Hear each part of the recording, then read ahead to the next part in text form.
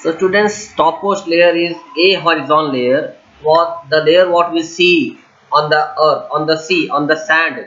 This is the topmost layer. It is the dark brownish layer. Okay. The soil profile can also be seen while digging a well. The uppermost horizon is generally dark in color and as it is rich in humus and minerals. Okay. The humus means all that nutrients which are absorbed and which are consumed by plants. Okay, the humus makes the soil fertile and provides nutrients to growing plants. Okay, तो ये top most layer बच्चों ये horizon ए horizon कहते हैं। वो layer जो हम देख सकते हैं जिसपे हम चलते हैं वो टॉप मोस्ट लेयर है, उसका नाम है ए हॉरिजॉन। ये डार्क चॉकलेटी कलर का सॉइल होता है। ये this layer is generally soft, porous and can retain more water. It is called topsoil or a horizon. ये जो है एक्चुअली नरम जमीन होती है, ये मिट्टी नरम होती है, ज्यादा सख्त पथरीली नहीं होती। क्योंकि ये सॉफ्ट होती है इसलिए इसके अंदर बहुत सारा पानी जमा हो सकता है। ठीक है, बहुत सारा पानी सेफ हो सकता है, प्रिजर्व हो सकता है। This provides the shelter for many living organism. यहाँ पर बहुत सारे आपको कीड़े मकोड़े पतंगे वगैरह यही आपको अंदर जमीन में, जैसे कि चूंटियां हैं, कीड़े हैं, पतंगे हैं, कीड़े मकोड़े सारे के सारे ये ए हॉरिजॉन में आपको मिलेंगे। Okay, such as worms, rodents, moles and beetles. The roots of small plants are embedded entirely in the topsoil. ठीक है, छोटे छोटे पौधे और छोटे छोटे झाड़ के जो जड़ होती है वो यहीं तक होती है। यहाँ पर बहुत रिजिडली, बहुत टाइटली जमीन में गड़ी हुई होती है। ठीक है, छोटे छोटे पौधे के, छोटे छोटे झाड़ों के जो रूट होते हैं, जो जड़ होते हैं, ठीक है, जैसा कि और कुछ ऐसे रूट होते हैं जिसे हम खाते भी हैं, जैसा कि मूली। ठीक है, मूली क्या है? ये रूट है, ये जमीन के अंदर होती है लेकिन हम उसे खाते हैं। जैसे कि प्याज है, ऑनियन, ये जमीन के अंदर रूट है लेकिन हम उसे खाते हैं। इसी तरह पोटैटो, पोटैटो क्या है? ये रूट है, फ्रूट नहीं है, ये रूट है, झाड़ की जड़ है जो यहाँ पे अंदर मौजूद होती है।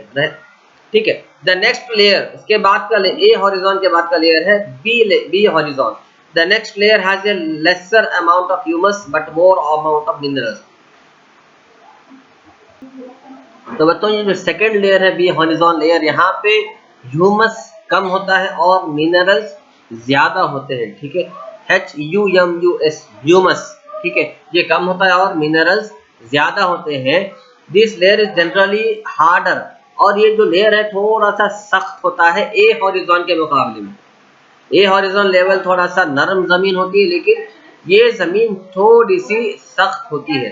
यानी ए हॉरिजॉन को कंपेयर करेंगे तो बी हॉरिजॉन जमीन जो है थोड़ी सी हार्ड और सख्त होती है एंड कॉम्पैक्ट होती है। कॉम्पैक्ट यानी बहुत एक दूसरे से लगी हुई, जुड़ी हुई।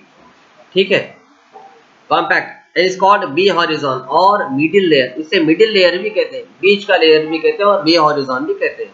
Now next is the third layer is C horizon which is made up of small lumps of rocks with cracks and crevices.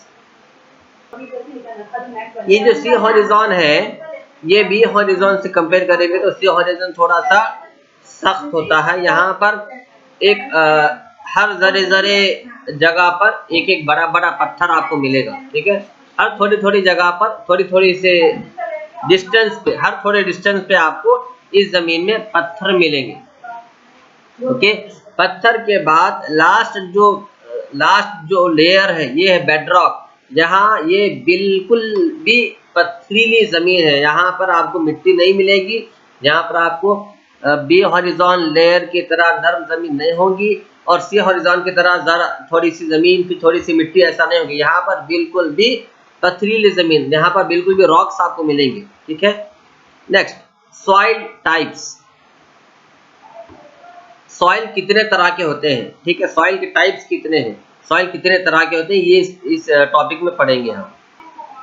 तो बच्चों जब चट्टानों को फोड़ा जाता है, चट्टानों को बड़े बड़े पत्थरों को जब फोड़ा जाता है तो वो स्मॉल पार्टिकल्स बनते हैं, मिट्टी और रेती के स्मॉल स्मॉल पार्टिकल्स बनते हैं, ठीक है, मिट्टी और रेती के। The relative amount of sand and clay depends upon the rock from which the particles were removed, that is the parent rock. The mixture of the rock particles and humus is called the soil, ठीक है, मतलब ये कि soil किसे कहते हैं, soil है mixture है बड़े बड़े पत्थरों का और छोटी छोटी पत्थरों का और मिट्टी का।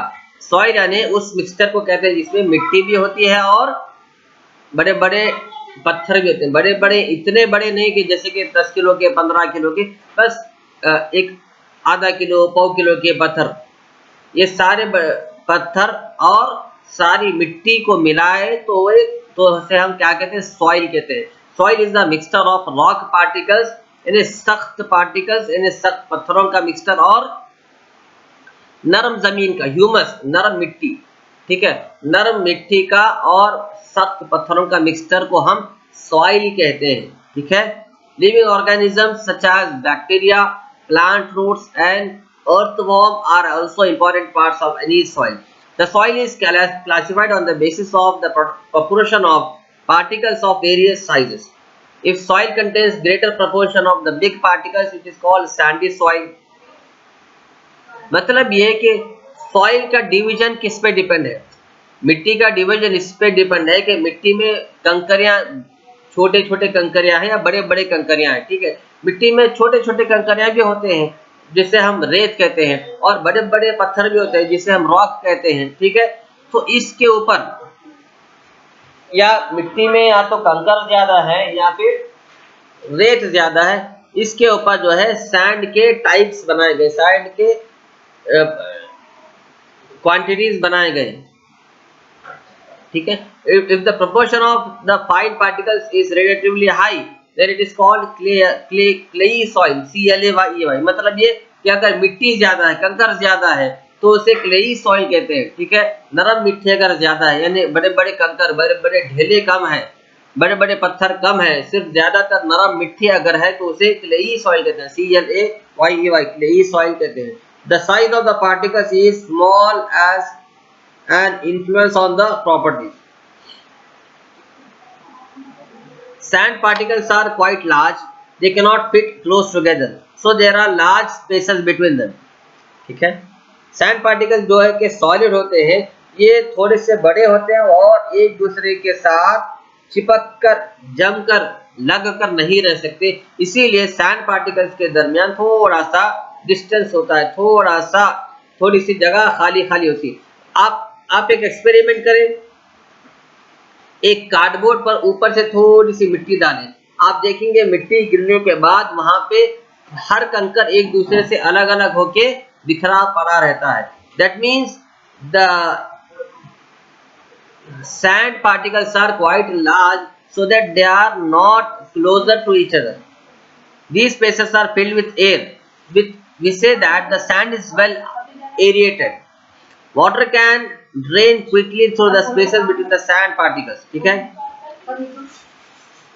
यहाँ पे सैंड के जो पार्टिकल्स हैं, ठीक है, यहाँ पे सैंड के जो पार्टिकल्स हैं, इस पार्टिकल में जहां कहीं भी थोड़ी सी शान, थोड़ी सी सुराख, थोड़ी सी ओपन स्पेस मौजूद रहती है, वहां पर पानी आके ठहर जाता है, पानी आके जम जाता है, ठीक है। Clay particles being much smaller pack tightly together, leaving little space for air. इसी तरह मिट्टी जो है, रेती में जो बारीक कंकरियां होते हैं, ये एक दूसरे के साथ बॉन्ड बना के एक दूसरे के साथ लगकर और जुड़ के रहते हैं, तो इनके दरमियान जो है हवा और पानी का जो बबल्स है, एयर और वाटर के जो मॉलिक्यूल्स है वो बहुत कम नजर आते हैं, बहुत कम मिलते हैं, ठीक है। Unlikely sandy soil, water can be held in the tiny gaps between the particles of clay. जिस तरह सैंडी सॉइल में क्ले में भी पानी के वाटर के पार्टिकल्स रहते हैं लेकिन बहुत कम रहते हैं।